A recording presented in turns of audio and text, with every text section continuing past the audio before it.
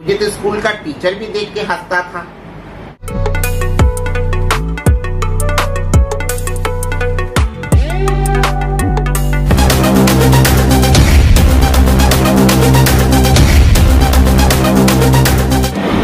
नमस्कार दोस्तों, मैं मुनीस। आज हम आपको लेके आए हैं दिल्ली के दक्षिणपुरी। जी, दक्षिणपुरी में जो आज हम आए हैं वहां पर आने का हमारा एक मुख्य उद्देश्य है। आज हम ऐसी शख्सियत से आपको रूबरू कराएंगे जो सनातन धर्म के लिए ही पैदा हुई हैं, अपने जीवन को चला रही हैं। जी, उस महान शख्सियत का नाम है पूजा माई। किन्नर अखाड़े की महामंडलेश्वर, अखिल भारत हिंदू महासभा की राष्ट्रीय धर्माचार्य, इसके साथ साथ हिंदू सेना में दिल्ली प्रभारी और अनेकों सनातन धर्म संगठन से जुड़ी हुई, अपने जीवन को सनातन धर्म के लिए समर्पित कर चुकी पूजा माई। जी, ज्यादा समय न लेते हुए हम आपकी बात कराएंगे, साक्षात्कार कराएंगे पूजा माई से। नमस्कार माई, कैसे हैं आप? जय श्री महाकाल। मैं किन्नर अखाड़े की मां मंडलेश्वर पूजा माई बोल रही हूँ। जी, सबसे पहले तो माई मैं आपसे जानना चाहूंगा कि किन्नर समाज में जन्म लेना और उसी के साथ आगे बढ़ना कितना सुखमय और कितना दुखमय रहता है? किन्नर समाज में नहीं पैदा होते, पैदा तो नर और नारी के ही पेट से होते हैं। एक नारी ने ही जन्म दिया है, लेकिन बस एक क्या है कि एक संघर्ष करना पड़ता है उन बच्चों को जो माँ बाप तो कभी भी जीवन में लोगों के समाज के डर से या लोगों के डर से, मतलब अपने रिश्तेदारों के डर से अपने बच्चे को नहीं अपना सकते और न ही अपने बच्चे को घर रख सकते। उनको ना चाहते हुए भी किन्नरों में सहारा ढूंढना पड़ता है। ना चाह के भी हमें क्या नहीं करना पड़ता जीवन में, उनके घर में बर्तन मांजने पड़ते हैं, उनमें हर काम करना पड़ता है, बधाइयों पे जाते हैं। जिस पूजा माई को आज सनातन धर्म के अंदर इतने बड़े बड़े पदों पे लोग देखते हैं, जिनसे मिलने के लिए लोग तरसते हैं, जिनसे मिलके लोगों को खुशी की अनुभूति होती है, तो उनका जन्म कहाँ हुआ, उनका जन्म स्थान कहाँ है? किन्नरों का तो कहीं भी है, किसी की भी कोख से जन्म सकते हैं। ये बच्चे तो कहीं भी हो सकते हैं। दिल्ली में जी, जन्म स्थान आपका? मैं दिल्ली की बच्ची हूँ, आर के पुरम सेक्टर 2 की। मैं यहीं पैदा हुई थी, मैं दिल्ली की बच्ची हूँ। मेरे डैडी जो थे वो गवर्नमेंट जॉब करते थे। आर के पुरम सेक्टर 2 में मेरा जन्म हुआ है, सफदरजंग हॉस्पिटल में, और मैं दिल्ली की बच्चा हूँ। अगर सनातन धर्म के को हम छोड़ दें, जी, सनातन धर्म को अगर कुछ पल के लिए छोड़ दें, तो आपने शिक्षा दीक्षा कहाँ से प्राप्त की और कितनी शिक्षा आपने ग्रहण की है जीवन में?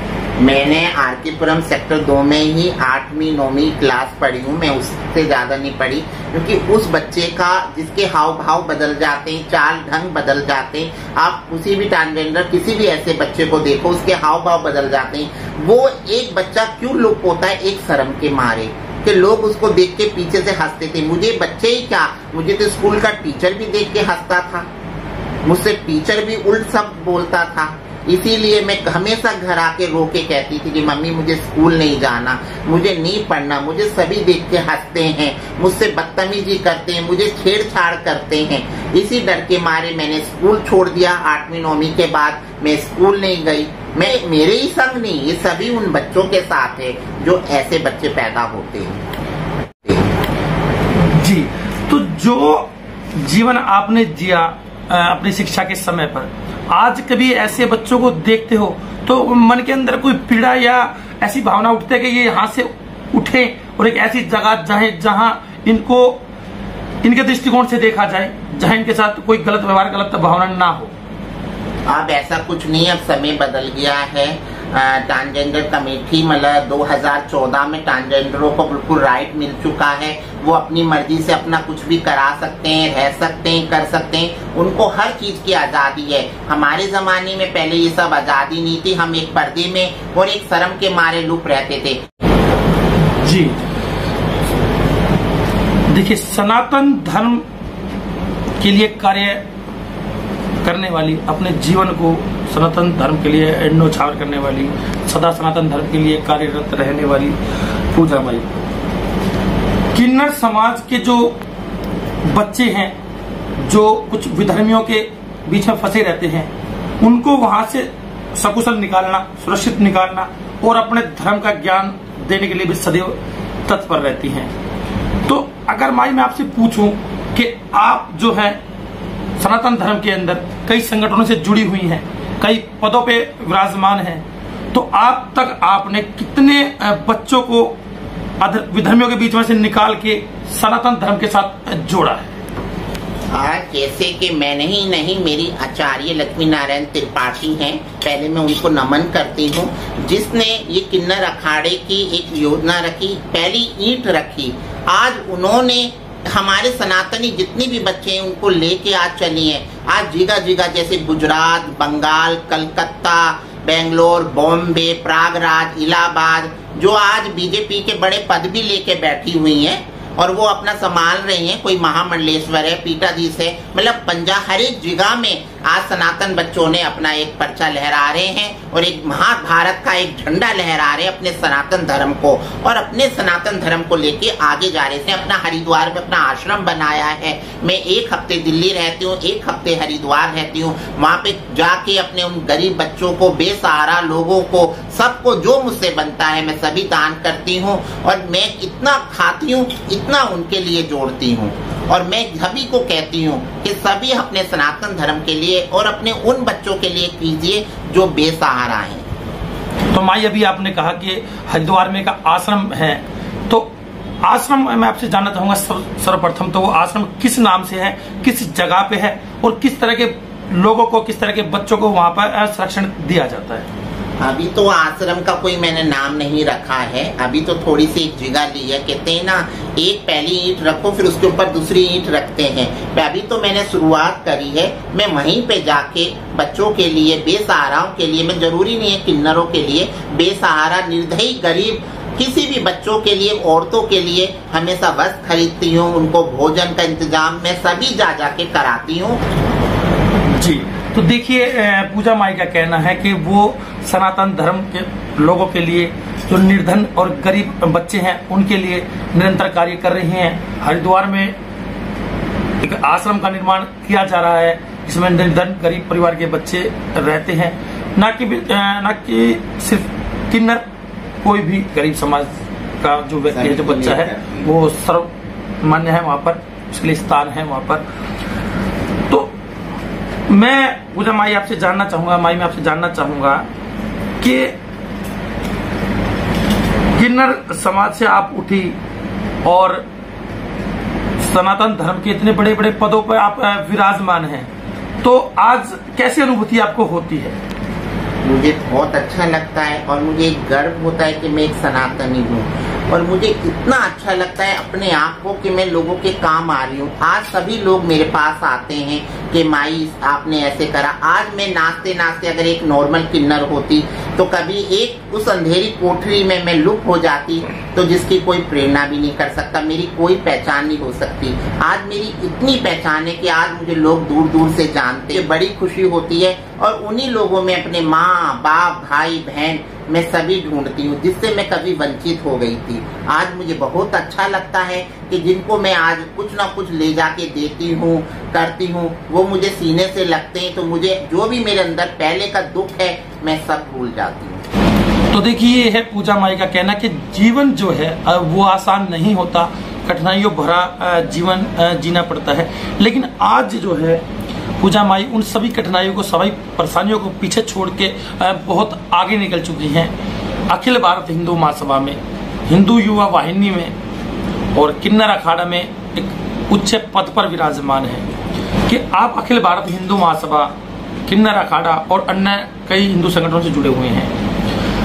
हनुमान चालीसा विवाद इस देश के अंदर बहुत छिड़ा हुआ है और अखिल भारत हिंदू महासभा भी 7 जून को जंतर मंतर पे एक हनुमान चालीसा करने जा रही है। तो ये हनुमान चालीसा कितना सफल होगा, और क्या आपको नहीं लगता कि इस तरह के जो प्रोग्राम है, इस तरह के जो कार्यक्रम अखिल भारत हिंदू महासभा या कोई भी हिंदू संगठन करता है, वो एक नए विवाद को जन्म देगा हमारे देश का? देखिए, नए विवाद को वो क्यों जन्म देगा? वो तो अपने एक सनातन धर्म की है कि हम भी एक श्री राम को, और हनुमान चालीसा हमारे प्रभु का एक वास, एक वाणी है, और हमें इन सबको अगर बोलना है, कहीं हमें गाना है, तो कोई इसमें गलत बात नहीं है। बस शांतिपूर्वक से उसे निभाइए और अपना कीजिए, कोई इसमें गलत नहीं है। जी, अभी महाराष्ट्र की जो सांसद हैं नवनीत राणा, उनको हनुमान चालीसा पढ़ने के लिए ही पुलिस द्वारा गिरफ्तार कर लिया गया, उन पे कार्रवाई की गई, उन्हें जेल भी भेजा गया। तो क्या आपको डर भय नहीं लगता कि अगर आप इस तरह की कार्रवाई करेंगे, इस तरह के कार्य करेंगे, तो आपके ऊपर भी कोई कार्रवाई हो सकती है? देखिए, कोई तो करता है राजनीति वोट के लिए, कोई इलेक्शन के लिए, और कोई ये धार्मिक अपनी पूजा पाठ के लिए करना चाहता है। अगर कोई आराम से और एक अच्छी जगह बैठ के पूजा पाठ के उससे करे ध्यान से, तो उसमें कोई गलत नहीं है। हाँ, अगर राजनीति के तरफ से करे या किसी चीज से, वो तो गलत बात है ना। हम तो प्रभु के साथ हैं, प्रभु के लिए करना चाहते हैं, तो इसमें कोई गलत बात नहीं है। जी, पूजा माई, मेरा अंतिम सवाल है आपसे कि जो एक विशेष समुदाय के लोग हैं, हिंदू धर्म के लिए आवाज उठाने वाले, हिंदू धर्म के लिए कार्य करने वाले प्रत्येक व्यक्ति की हत्या कर दी जाती है। अनेकों मुद्दे इस देश में सामने आए हैं, और आप जो है हिंदू धर्म के लिए एक बुलंद आवाज बन के उभर रहे हैं, हर उस व्यक्ति के साथ खड़े हैं जो सनातन धर्म से जुड़ा हुआ है। तो ये मेरा अंतिम सवाल है, क्या आपको विधर्मियों से, विशेष समुदाय के जो लोग हैं जो हिंदू धर्म के विरोध में रहते हैं, हिंदू धर्म की शोभा यात्राओं पर हमले करते हैं, हिंदू धर्म के लिए आवाज उठाने वालों की हत्या कर देते हैं, तो क्या आपको अपनी जान का डर भय नहीं लगता है? देखिए, सबसे पहले तो जीना मरना प्रभु के हाथ में, कोई किसी के करने से नहीं मानता, मर जाता। लेकिन मैं एक बात कहूँगी, मैं सभी धर्म को प्यार करती हूँ। यही नहीं है कि मैं हिंदू हूँ कि मैं सनातनों के लिए करूँगी। हम दरगाह आती है, हम दरगाह पे भी मत्था टेकते हैं। हमारे लिए तो सभी नज़रों में एक समान है, और ये गलत है। अगर आपके कार्य होते हैं, आप अपने सुख तरह से कीजिए, और एक सनातन धर्मों का काम होता है हिंदुओं के लिए, वो भी आराम से कीजिए। अगर हम एक दूसरे को सपोर्ट करेंगे तभी तो हम आगे चलेंगे। जी, तो देखिए, ये है पूजा माई का कहना कि वो लगातार जो है सनातन धर्म के लिए कार्य करती आई हैं और आगे भी करती रहेंगी। किन्नर समाज के जो लोग हैं, जो अपनी राह से भटक गए हैं, जो कुछ विशेष गुरुओं के संपर्क में आके अपना धर्म परिवर्तन कर लेते हैं, या उनके बहकावे में आके, उनके दबाव में आके उनके लिए कार्य करते हैं, उनको भी वहां से निकालने का कार्य करती हैं और करती रहेंगी। ये एक ऐसी शख्सियत जो इस भूलोक पर, इस धरती पर सनातन धर्म का दीप जलाने के लिए पैदा हुई हैं, और आगे भी इस दीप को जलाती रहेंगी। इसी के साथ मैं मुनीस, आप देख रहे हैं दिल्ली पब्लिक ओपिनियन न्यूज।